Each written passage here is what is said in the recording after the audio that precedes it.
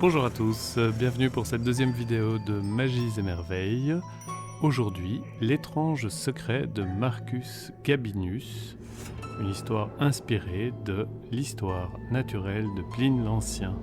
Le texte original est de Sébastien Morgan, il est lu par Alima Witchcraft.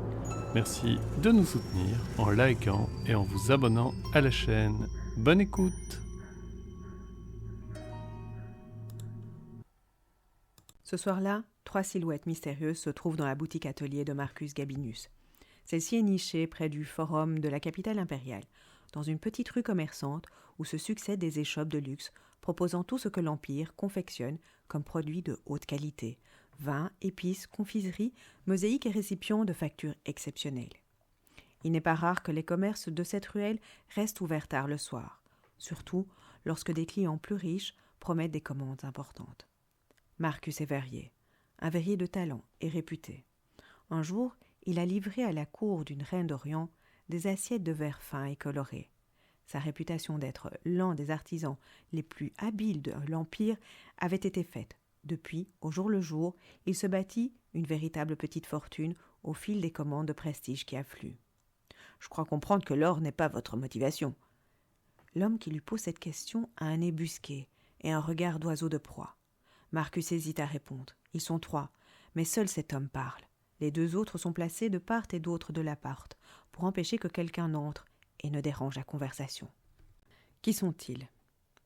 Pas des membres de la pègre romaine venus le rançonner. Non, non. Dans ce quartier de luxe, les commerçants sont sous la protection rapprochée des Cors Urbana, censés assurer la sécurité dans la ville éternelle. Non, non. Ces hommes lui font bien plus peur que s'il se fût agi de vulgaires malandrins. Ces hommes lui ont montré le sceau, un sceau qui indique qu'il doit être très prudent dans les réponses qu'il donne à cet homme aux yeux de faucon. Alors ? Non, effectivement, l'or m'intéresse, mais c'est pas ma seule motivation. Quoi d'autre alors ? L'homme qui n'a pas dit son nom, et ne le dira sans doute pas, dépose sur la table l'objet qu'il tient dans ses mains. L'amour de l'art, l'art du travail bien fait, vous voyez, depuis que mon père m'a appris les secrets du métier, je n'ai de cesse de les perfectionner et de pousser les connaissances encore plus loin. Un jour, je transmettrai ces secrets à mon fils, qui lui-même les Tu as des enfants ? Non, pas encore, mais j'ai encore le temps de rencontrer quelqu'un. Je suis pas si âgé que cela. L'homme acquiesce sèchement. Très bien. Rends-toi au palais après-demain matin. Tu seras reçu par l'impérator Tibère. Quoi ? L'homme met sa main sur l'épaule de l'artisan, dans un geste de fausse sympathie. L'Empire va t'aider à développer ton affaire. Ah, merci alors. Les hommes se retirent. Avant de sortir, les yeux de faucon se retournent une dernière fois vers Marcus. Et surtout, sois présent. Et alors ? Tu voudrais pas que l'on soit obligé de venir te chercher ? Oui, promis. Je peux te poser une question ? Vas-y. Comment as-tu su pour mon secret ? L'homme sourit. Un sourire froid, presque cruel. Sois à l'heure. Marcus Gabinius fait les 100 pas dans la salle du palais impérial. En lui, l'excitation se mélange à la peur, car enfin, ce n'est pas tous les jours qu'on est reçu par l'empereur, l'homme le plus puissant du monde. Non, pas un homme, presque un dieu, se corrige Marcus. Pour la 20e fois, il se dirige vers la table située près de la porte menant au quartier impérial. Celle-ci est gardée par 2 prétoriens, 2 solides gaillards vêtus de l'armure métallique à bandes typiques de la Légion. Leur lourde cape rouge et le cimier de leur casque de la même couleur leur donnent un air imposant. Marcus sourit à l'un des gardes pour la 20e fois, et pour la 20e fois, le garde reste impassible. Il hausse ses épaules et se tourne vers la table de bois. Sur celle-ci se trouve un objet recouvert d'une couverture, le même objet que Yeux de Faucon a longuement examiné l'avant-veille. Il soulève la couverture, passe sa main en dessous, presque amoureusement, et soupire. Bientôt, si les dieux lui étaient favorables, il serait l'une des personnes les plus riches de l'Empire. D'instant, les grandes doubles portes s'ouvrent sur un petit personnage replet, vêtu d'une toche blanche liserée de rouge. L'empereur Tibère t'attend. Marcus prend l'objet dans ses bras, aussi précautionneusement que s'il se fût agi d'un nouveau-né, et suit l'intendant. La salle dans laquelle il marche est certainement aussi grande que la villa de campagne de Marcus. Les grandes colonnes de marbre soutiennent le plafond haut et leur pas résonne alors qu'il se rapproche de l'empereur. À côté de chaque colonne, Aussi hiératique que celle-ci se trouve un garde prétorien. Tout en avançant, l'intendant chuchote à son oreille. Tu t'abaisses bien bas en le saluant. Tu ne le regardes pas dans les yeux. Tu ne parles que quand il t'adresse la parole. Tu dis toujours « Imperator » et surtout en sortant, tu ne lui tournes pas le dos. Marcus a du mal à répondre un simple « bien sûr », tellement son cœur bat la chamade dans sa poitrine. Ils arrivent au fond de la salle. L'empereur est assis sur un trône et discute à voix basse avec un sénateur. Les deux nouveaux venus attendent patiemment que l'empereur termine son conciliabule. Le sénateur se retire après avoir salué l'empereur. Il sort sans leur lancer un regard. L'intendant met son bras sur celui de Marcus et avance d'un pas. Il salue l'empereur et annonce « Imperator, voici Marcus Gabinius, maître verrier. Il a, selon les dires des spéculatores, un grand secret à te montrer. » Marcus manque de s'étouffer. Ainsi, les représentants impériaux qui sont venus dans son atelier, c'étaient des spéculatores, des membres des services secrets impériaux. La transpiration coule sur sa joue. Il sait, tout le monde le sait, que ces mecs du spéculatores ne sont pas des plaisantins. S'il s'intéresse à lui, c'est que sa découverte est vraiment capitale pour l'Empire. Pas seulement pour le monde des artisans, mais aussi pour l'État. Il joue gros sur ce coup-là. Il se rassure en se disant que s'il parvient à obtenir l'exclusivité sur son invention, sa fortune est faite, ainsi que celle de ses futurs descendants. L'empereur congédie son intendant d'un geste impatient de la main. Il sort de la salle, non sans avoir jeté un regard indéchiffrable à l'artisan. L'empereur reste silencieux quelques instants, comme plongé dans ses pensées, puis semble revenir à lui. « Marcus Gabinius !»« Imperator ?» Marcus manque de s'étouffer tellement sa gorge est soudainement sèche. « Je suis intrigué. Mes services m'ont fortement recommandé de voir de mes yeux ta dernière réalisation.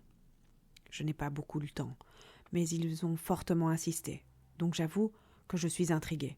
Tu as quelques minutes de mon attention.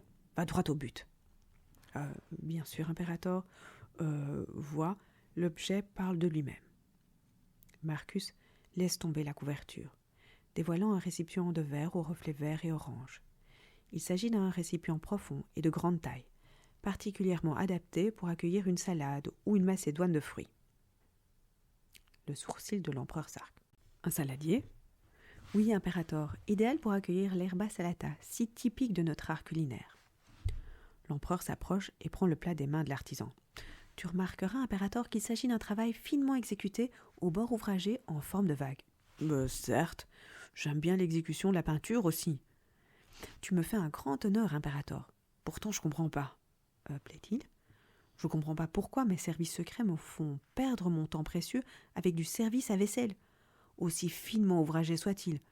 Vois avec mon intendant. Tu peux peut-être devenir fournisseur officiel du palais. Cela pourrait augmenter ton chiffre d'affaires. »« Oui, bien sûr. Merci, Imperator. Puis-je... » Marcus reprend le récipient, ferme les yeux un court instant, prend une grande inspiration, lève les bras et projette le plat sur le sol de toutes ses forces. « Hé !» L'empereur surpris crie en faisant un pas en arrière. Les deux prétoriens les plus proches font quelques pas dans leur direction en pointant déjà leur pilum vers l'artisan. L'empereur leur fait signe de s'arrêter. « Qu'est-ce qui te prend, artisan ?» s'exclame Tibère courroucé.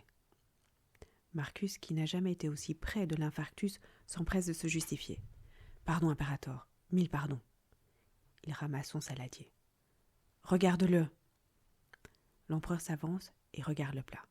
« Par les dieux, comment cela se peut-il ?» Au vu de la force avec laquelle l'artisan l'a projeté sur le sol, le plat de verre aurait dû se briser en des dizaines de morceaux. Il n'en est rien. Le plat a encaissé le choc.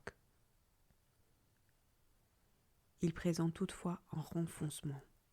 « Et tu n'as pas encore tout vu, Imperator. » Sous le regard méfiant des prétoriens, Marcus sort un petit marteau de sa tunique et se met à marteler doucement le plat, comme il l'eût fait d'un objet de bronze. « Quelle est cette magie ?»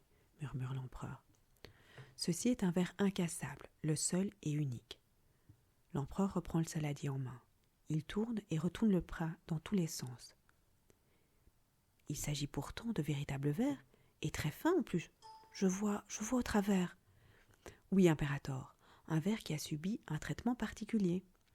Marcus laisse flotter ces mots quelques instants dans la salle du trône, avant de poursuivre enthousiaste.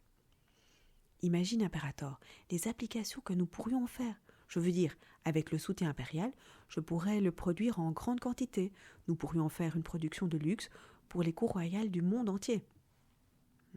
En effet, murmure l'empereur songeur. Et puis, avec le temps, nous trouverons d'autres applications. Quand nos ingénieurs auront testé sa solidité, nous pourrions sans doute l'utiliser comme matériau de construction. Des applications militaires pourront également, certainement.